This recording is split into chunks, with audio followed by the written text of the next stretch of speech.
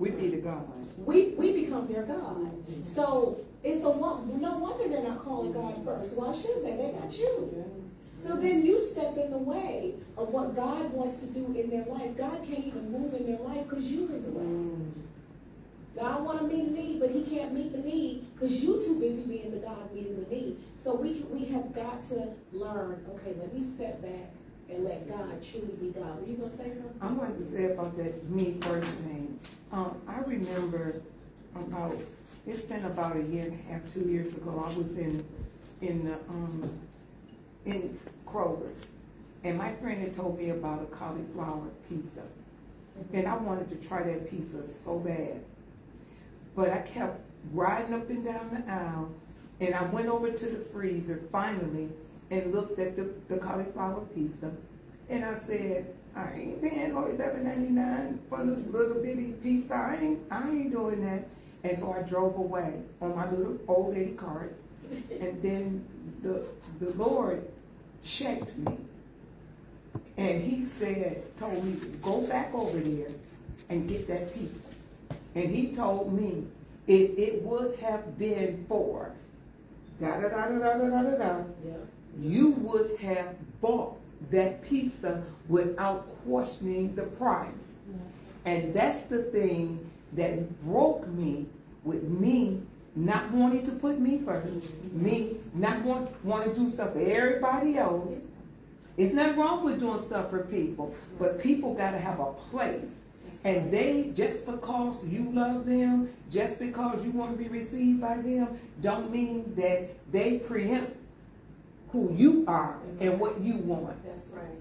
That's right. And your work. Because when you do that, you throw away what your work. Yeah. And a king loves us. Yeah. He said that we are the apple of his eye. A king calls you the apple of his eye, and you don't love yourself enough to give yourself the grace that you deserve? No.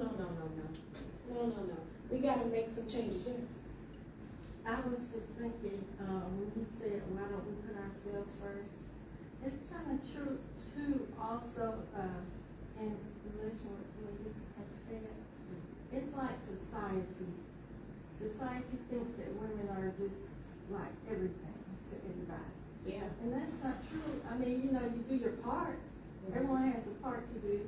And just like these people, our children or whomever, our significant other, they have to stand before God for themselves. The same God, the same Jesus that died for us died for them. Right. So they need to receive, because if the Lord was giving out, let's say, if somebody was giving out $100, even 50, they would not want us to get it for them. They would get it for themselves. So there are things that people have to do for themselves, even like Mary sat at the foot of Jesus while Martha was encumbered about with a lot of things. Yeah. But Mary had chosen the what? The needful The thing. needful thing. That's what the Lord said. So everybody has to stand before God for themselves. That's right. It's not the way on the other person. You cast your cares upon the Lord because he cares for you just like he cares for me. That's right. So do it for yourself. Do it for yourself. And you're not a bad person because you put you first. Absolutely. And I Because think when you that we leave think here, that. somebody else gonna enjoy your stuff. They're gonna be arguing over your stuff. Your money, your material possessions. You better live life. Yeah, you're right. You're so right. That's right. So today we gotta realize we don't have to fix anything or everything for other people. We don't have to impress anybody. We just have to be in the moment for ourselves. That's all. And I often say, we live to please an audience of one. We live to please an audience of one, and that one is God. And once He's pleased, everybody else, like, honestly, I'm good.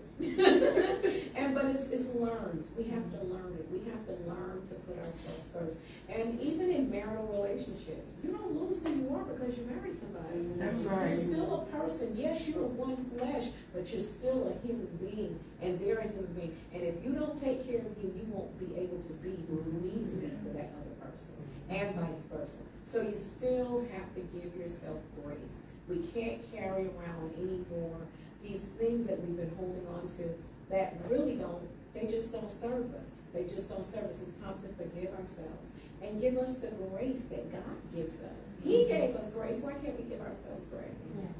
You know, He loved us enough to give us grace. So we have to give ourselves grace. So I really, really like that when the Lord said grace and the forgiveness, you know. And it's just so true because but grace also is permission. And I think that's where we get tripped up on grace. Because it's permission. You're allowing yourself to be. You're allowing yourself to feel what you feel. And because you feel something, it doesn't mean that you can't have that relationship, but it just means it's okay to say this hurt me and still be able to move on. Because a lot of times we go on and we carry things from childhood and we never say that hurt me. We never say that really hurt me when you said to myself, like you cut the skin. That really, really did hurt. We don't say it because we gotta be strong. We gotta keep the stiff upper lip. But that hurt. It's okay to say that hurt. Or they might get mad at me. Because they might get But mad. you hurting though. Yeah, But you're hurt. in pain. And they offended you, but you gonna protect them. Protecting them. And who's protecting you? I remember a movie I watched, I can't remember the name, was it My Best Friend's Wedding with Julia Roberts? And it was that thing really impacted me. This one scene where the bride had ran off, then the groom was running after the bride, and she was running after the groom. And when she looked back, she was like, no one's running after me. So you doing all this running, you keeping up for everybody else. Who's running after you? Your value. Who's running after you? Who's saying about you? That's really something to think about. Who's running after me? I'm running, I'm killing myself. Ain't nobody behind me. Wait a minute, we gotta change this. We gotta make some changes. So that's what grace is, giving yourself permission. Permission to stop pretending. And pretending what? Pretending that it's okay. Because it wasn't okay. And because I say it's okay, does not mean it has to be combative. I'm just telling you that was not okay with me. And if it becomes combative because I simply want to say how I feel, then that relationship may not be the one for me. That's right. Because I need to be able to tell you That's how right. you make me feel. That's right. And you need to respect me enough. Because I'm going to hear you if you tell me what I did to you. So I need you to respect me enough that I can share who I am and how that made me feel. And if I can't, then I recognize that I've been devalued by you. And I have to make a choice that I'm giving myself permission to love me enough. I'm giving myself permission, no, I'm not going to just grin and bear this one. I'm giving myself permission that, no, that doesn't feel good. We're not going to just keep moving like this is okay. It's time for my purpose to show up now. It's time for who God created me to be. I got to walk in that because we spend more than half of our lives pleasing everybody. And then when you get to the other part, it's like, wait a minute, I gave my whole life away. No, what's there for me? No. Even as it relates to children. When they're small, yeah, you got to give them that time. You got to nurture them. But you still have to have your time. You have to. Yeah. You have to, no matter who understands it. You have to have what's good for you. You've got to treat yourself well. You got to. What time is it, Darius? I know we start really late, so I want to make sure we get 5:18. Okay. Get every point. So permission to breathe. Let's take another exhale. Ooh. Permission. Sometimes we hold ourselves hostage long after God has opened the prison doors. He done opened the prison doors and freed us, but we still holding ourselves hostage because we did this and we did that. We made that mistake. We shouldn't have said that. It's time to free yourself. It's time to free yourself. Just because you survived something, it does not mean it didn't affect you.